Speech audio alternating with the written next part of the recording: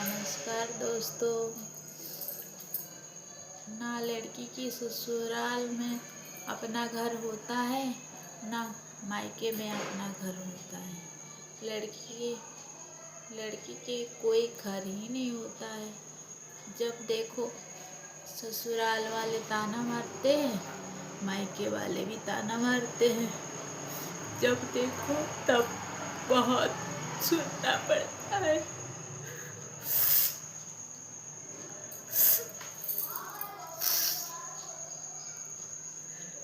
किसी के घर ही नहीं होता है।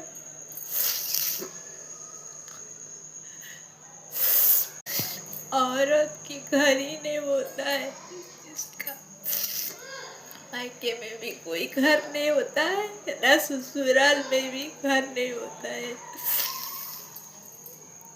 जाए तो जाए कहाँ, कोई काम ना मिले।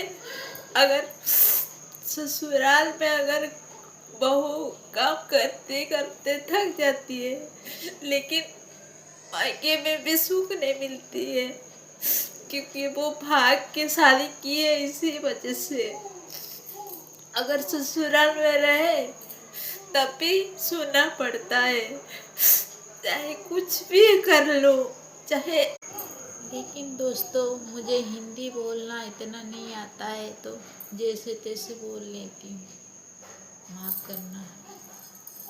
तो फिर क्या करें।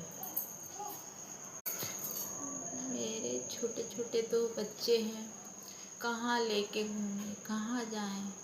घर पे ही रहना पड़ेगा ताकि हम पाल पोस के बड़ा कर सकें। इसी मजबूरी में हम घर पे रहें, ताकि पढ़ाई लिखाई सब कुछ करवा सकें। कुछ तो हेल्प कर दो, कुछ तो लाइक कर दो, सब्सक्राइब कर दो।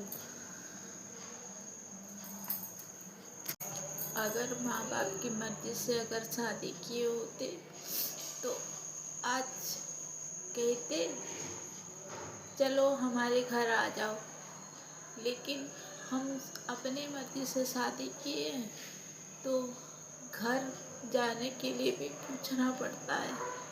आ सकते हैं क्या पापा? तो पापा कहते हैं भाई को पूछना पड़ेगा तब बताएंगे। और इनसे कहते हैं तुम मेरे बाप के घर जाओ, तुम मेरे बाप के घर में ही रहो।